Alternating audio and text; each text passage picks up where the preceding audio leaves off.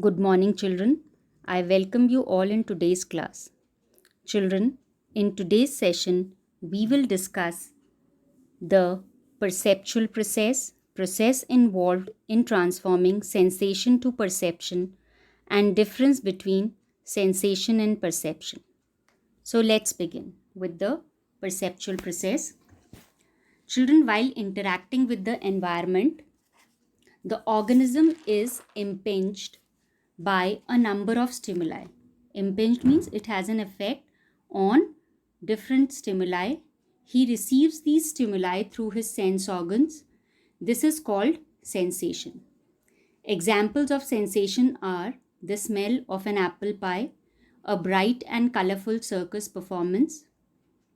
Now, children, perception contributes meaning and awareness to a particular sensation.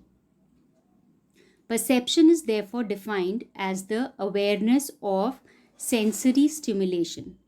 Sensory stimulation uses everyday objects to arouse one or more of the five senses. The five senses include hearing, sight, smell, taste, and touch, with the goal of evoking a positive feeling. Along with awareness, the most important thing in perception is adding knowledge and meaning to this awareness.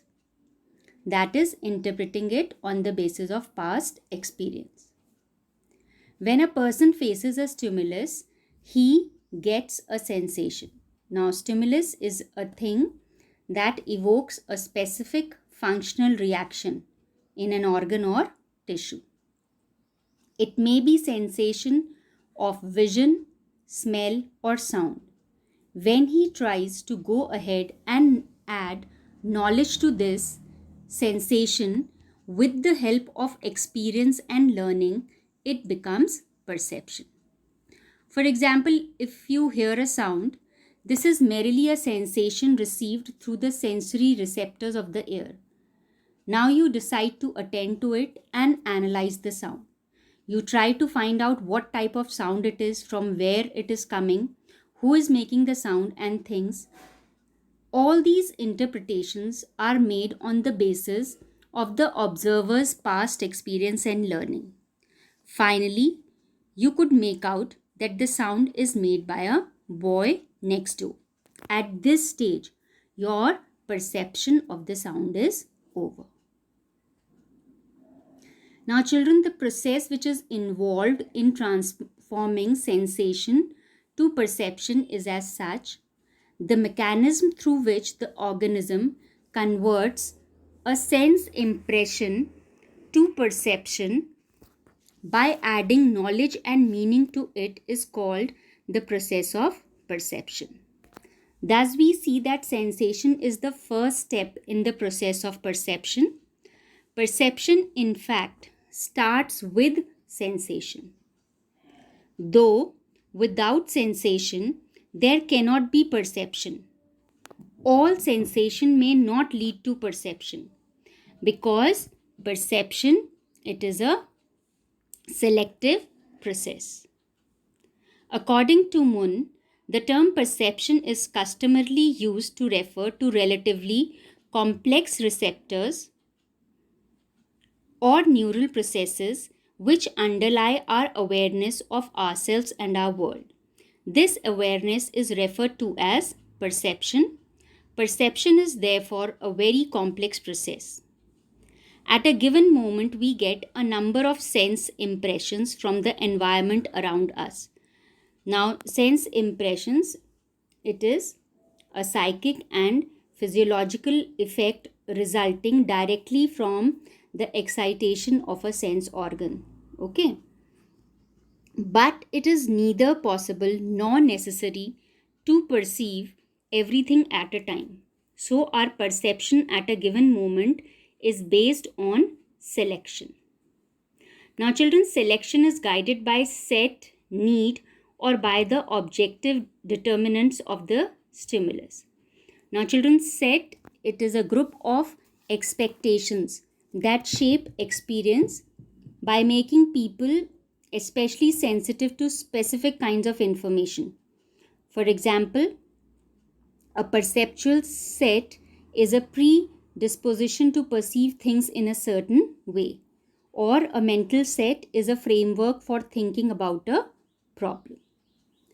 Needed objects are perceived first. The things that we need, we perceive them first.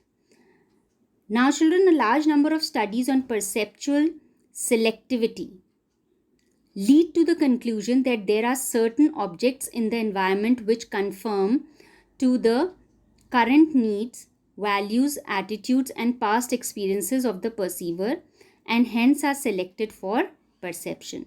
Now, perceptual selectivity occurs when people attend to only a small portion of the stimuli that they are exposed to. Titchener has explained perception as a selective act in terms of attention, as attention is pre-perceptive attitude. Pre-perceptive means readiness for or anticipation of a perception.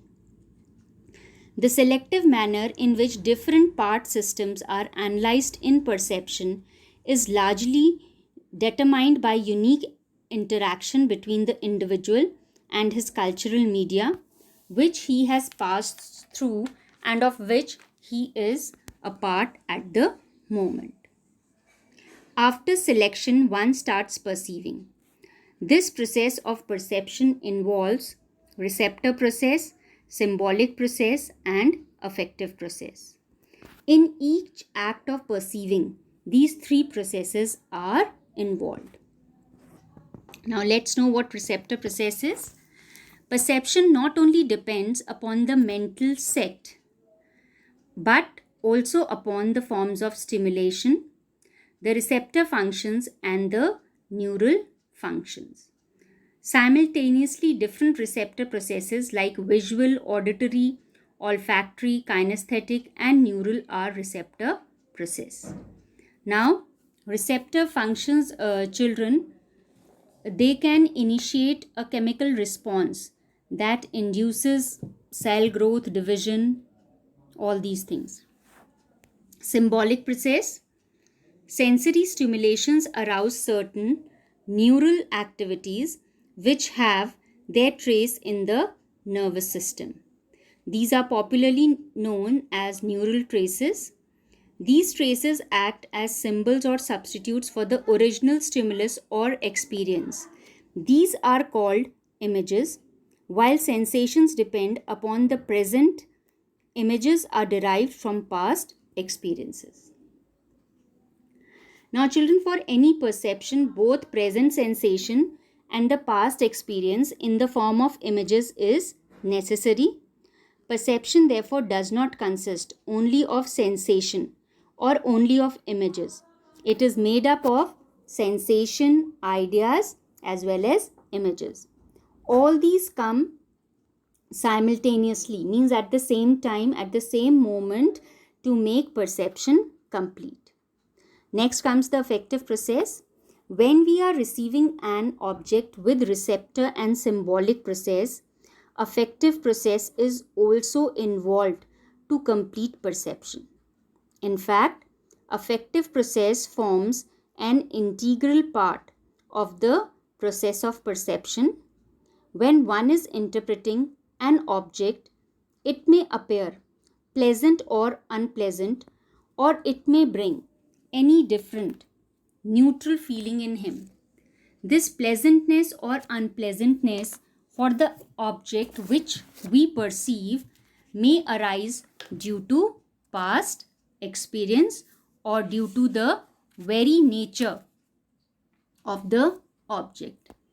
But in most perceptions, the affective feeling is determined by past experience.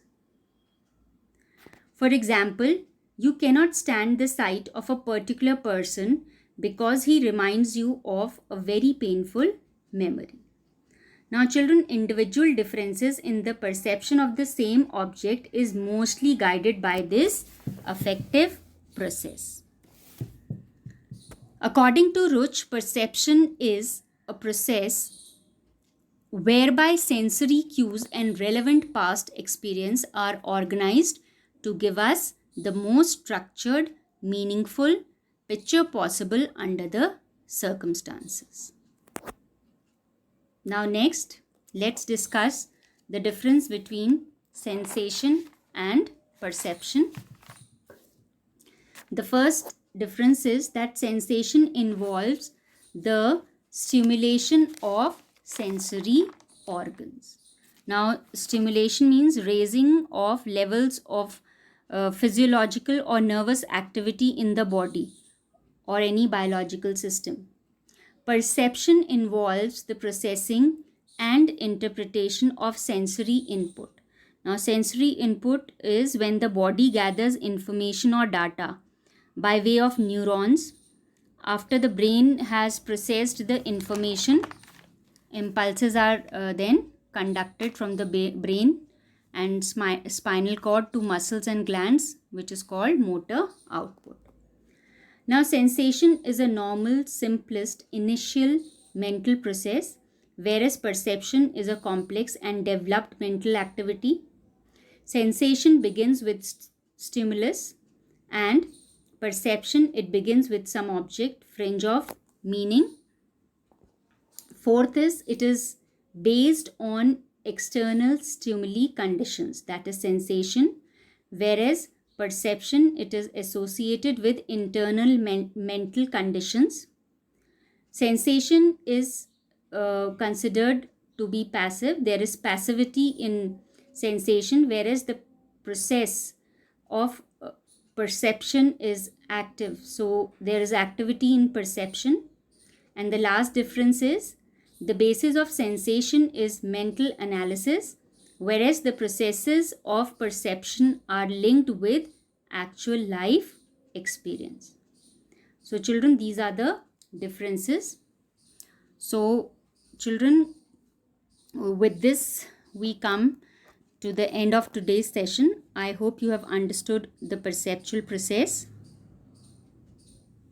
Now children, next your homework is to do the questions given below in your notebook. So children, that is all for today. Thank you.